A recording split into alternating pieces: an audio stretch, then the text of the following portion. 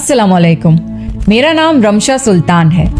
आपने देखा होगा कि बकरीद के मौके पर दुनिया भर में मुसलमान कुर्बानी करते हैं और आप सोचते होंगे कि ऐसा क्यों किया जाता है। चलिए आज आपको बताते हैं कि इसके पीछे की कहानी और विजडम क्या है। हजारों साल पहले की बात है।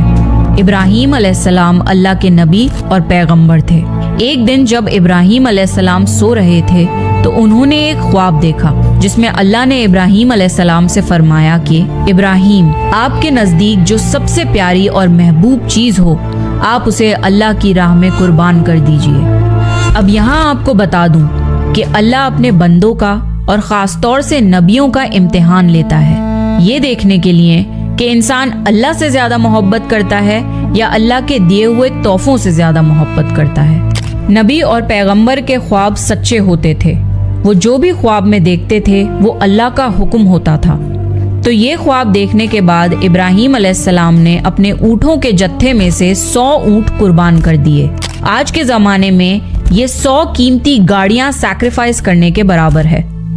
इब्राहीम अलैहिस्सलाम ने सोचा कि जो अल्लाह ने उन्हें हुक्म दिया था वो पूरा हो गया, पर जब रात को वो सोए तो उन्हें फिर से यही ख्वाब आया। इसलिए इब्राहीम अलैहिस्सलाम ने अगले दिन 200 ऊँट अल्लाह की राह में कुर्बान कर दिए। लेकिन अगली रात फिर से उन्हें वही ख्वाब आया जिसमें अल्लाह ने उनसे उनकी सबसे पसंदीदा चीज कुर्बान करने का हुक्म दिया। अब इब्राहीम अलैहिस्सलाम सोच में पड़ गए कि आखिर अल्लाह उनसे किस चीज की कुर्बानी चाहते हैं। फिर उन्होंने सोचा कि इस दुनिया में सबसे अजीज चीज मेरे लिए मेरा बेटा इस्माइल है। आपको बता दूं कि इब्राहीम अलैहिस्सलाम को पूरी जिंदगी दुआएं मांगने के बाद 80 साल की उम्र में औलाद हुई थी और वो थे उनके बेटे इस्माइल, जो उन्हें बहुत ज्यादा अजीज और महबूब थे।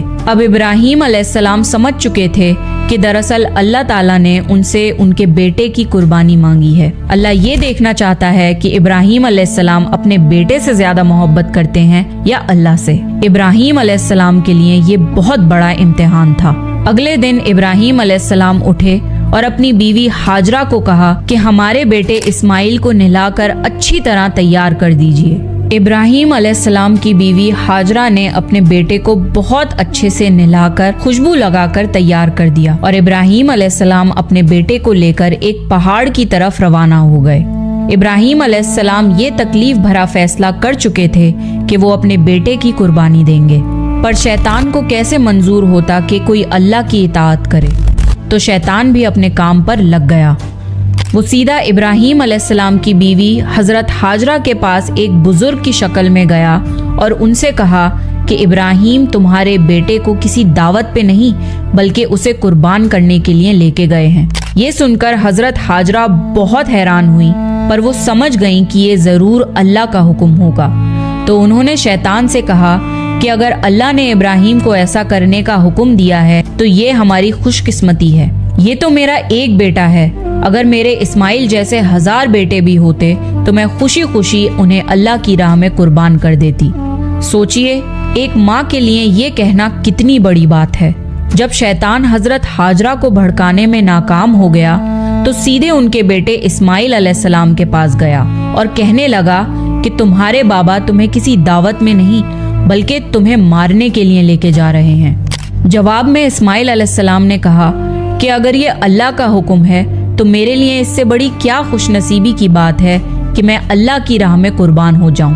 13 साल के बच्चे में इतनी समझ और बहादुरी होना कितनी बड़ी बात है। यहाँ भी जब शैतान नाकामयाब हो गया तो वो इब्राहीम अलैहिस्सलाम को भड़काने की कोशिश करने लगा कि तुम्हें ये बेटा इतनी मन्नतों से मिला है, अगर तुमने इसे कुर्बान कर दिया तो बुढ़ापे में तुम्हारा सहारा कौन बनेगा, और अगर अल्लाह ने ये कुर्बानी भी कबूल नहीं करी तो तुम्हारा कितना बड़ा नुकसान हो जाएगा। ऐसा मत करो। शैतान हर तरह से उन्हें बार बार बहकाने की कोशिश करता रहा और गुस्से में आके इब्राहीम अलैहिस्सलाम ने शैतान को पत्थर मारे। यही वजह है कि जब लोग हज पे जाते हैं तो शैतान को आज भी कंकड़ी मारते हैं और ये हज के अहम अरकानों में से एक है। शैतान के जाने के बाद इब्राहीम अलैहिस्सलाम ने अपने बेटे को सारी बात बताई तो इस्माइल अलैहिस्सलाम ने फरमाया कि बाबा, अगर ये अल्लाह का हुक्म है तो मुझे ये मंजूर है। आप बस मेरे हाथ पैर बांध दिए और अपनी आंखों पे पट्टी भी बांध लिए, ताकि आप जब मेरी गर्दन पर छुरी चलाएं तो आपको तकलीफ ना हो और आप ये करने से मुकर न जाएं। बस फिर इब्राहिम अलैहिस्सलाम ने अपने बेटे के हाथ पैर बांध दिए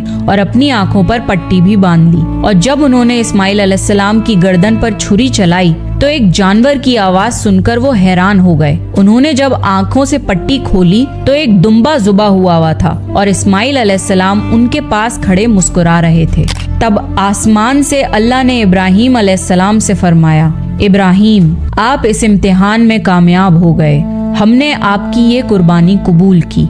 आपका ये इम्तिहान क़यामत तक याद रखा जाएगा और आपकी इस सुन्नत को ईमान वाले लोग हर साल याद रखेंगे और हर साल अल्लाह की राह में कुर्बानी पेश करेंगे। इब्राहिम अलैहिस्सलाम की इस सुन्नत को अल्लाह ने आने वाली नस्लों के लिए इबरत बनाया और इसीलिए मुसलमान हर साल हज के मौके पर कुर्बानी करते हैं। बकरीद पर जो भी हलाल जानवर कुर्बान होते हैं उनके गोश्त को 3 हिस्सों में बांटा जाता है। पहला हिस्सा गरीबों और मिस्कीनों में बांटा जाता है, दूसरा हिस्सा रिश्तेदारों में दिया जाता है और तीसरा हिस्सा खुद अपने घर में रखा जाता है। आपको ये पता होना चाहिए कि बकरीद के मौके का गरीब लोग साल भर इंतजार करते हैं, क्योंकि यही साल का इकलौता मौका होता है जब उन्हें गोश्त खाना नसीब होता है। बकरीद का ये फेस्टिवल दुनिया भर में भुखमरी मिटाने का एक जरिया है and it's a part of Islamic faith to serve humanity and help others. हज के इन 10 दिनों में की गई नेकियां अल्लाह को साल भर की गई नेकियों से ज्यादा पसंद हैं। इसलिए हज के इन दिनों में हमें ज्यादा से ज्यादा नेकियां करने की कोशिश करनी चाहिए। तो हज के इन दिनों में और ईद के इस मौके पर ज्यादा से ज्यादा लोगों की मदद करने की कोशिश करें। आई होप आपको ये वीडियो हेल्पफुल लगा होगा। प्लीज इस वीडियो को ज्यादा से ज्यादा शेयर करें और मेरे चैनल को सब्सक्राइब करें।